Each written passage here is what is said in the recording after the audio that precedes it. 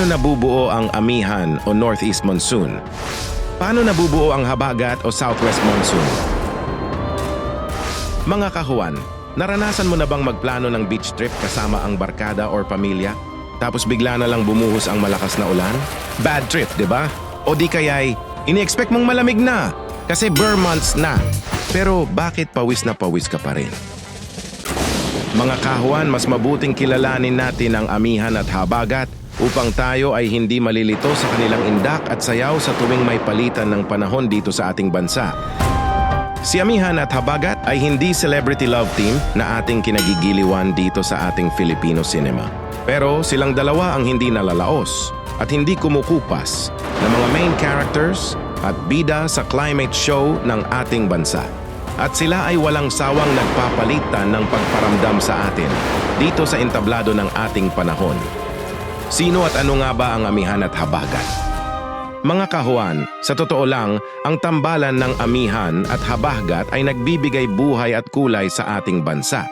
Sila ang dahilan kung bakit may panahon tayong malamig at may panahon din tayong mainit at maulan. Sa larangan ng panahon, si Amihan ay kilala bilang Northeast Monsoon. Ang Amihan ay isang uri ng hangin na nagmumula sa Timog Silangan at dumadaloy patungong Hilaga. Ito ay karaniwang nararamdaman tuwing mga buwan ng Oktubre hanggang Marso, kung kailan malamig ang panahon sa maraming bahagi ng Pilipinas. Kapag siya ang bida, ramdam natin ang presko at malamig na hangin mula Oktubre hanggang Marso. Paano nabubuo ang Amihan o Northeast Monsoon? Mga kahuan, kapag sumapit na ang taglamig sa malalaking bahagi ng Asya, lumalamig ang mas mataas na latitude, samantalang nananatiling mainit ang equatorial region. Dahil dito, nabubuo ang isang pressure gradient na nagtutulak sa malamig na hangin pababa patungo sa Pilipinas. Ito ang hangin na tinatawag nating Amihan, na dala-dala ang malamig na temperatura mula sa Hilagang Asya patungong Pilipinas. Sa panahon ni Amihan, ramdam ang presko at malamig na hangin. Pero hindi lang simpleng simoy ng hangin ang dala ng Amihan. Minsan, naghahatid ito ng mga sumusunod na pinsala sa ating buhay at ari-arian. Sa ilang mga lugar, lalo na sa hilagang bahagi ng bansa, ang malakas na hangin mula sa Amihan ay maaaring magdulot ng pinsala sa mga kabahayan at infrastruktura.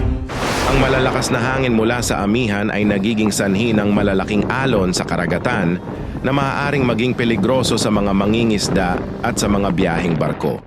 Sa kabila ng malamig nitong hangin, ang Amihan ay kadalasang tuyo kaya may mga lugar na nakakaranas ng matinding pagtuyot o drought, lalo na sa mga farmlands.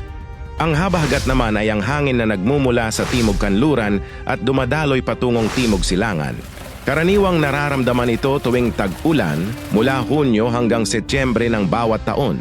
Si Habagat ang drama queen ng panahon sa ating bansa. Sa panahon ng kanyang pagbisita sa Pilipinas, dala-dala niya ang mga luha at ulan na maaaring tumagal ng ilang araw na nagiging sanhi ng mga posibleng malawakang pinsala sa ating bansa. Ang pinakamalaking epekto ng Habagat ay ang pag-ulan.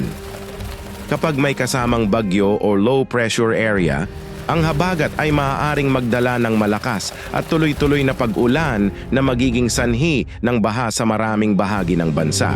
Sa mga lugar na may maburol o mabundok, ang malakas na ulan mula sa Habagat ay maaaring magdulot ng pagguho ng lupa o landslides.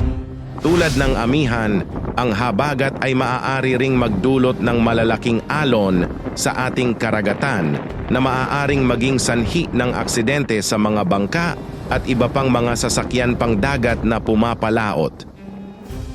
Paano nabubuo ang Habagat o Southwest Monsoon? Sa pagdating ng tag-init sa malawakang bahagi ng Asya, umiinit ang lupa habang nananatili ang mas malamig na temperatura sa karagatan. Ang mainit na hangin ay umaakyat at pinapalitan ito ng mas malamig na hangin mula sa karagatan na dala-dala ang moisture patungong lupa. Kapag dumating ang hangin sa lupa, ito ay nagiging sanhi ng pag-ulan na tinatawag nating Habagat.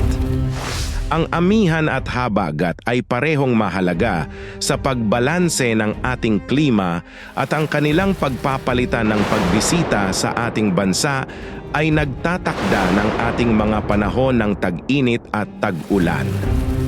Kaya't sa bawat patak ng ulan o sa bawat hampas ng hangin, alalahanin natin ang kwento at kaunting kaalaman tungkol kay amihan at habagat.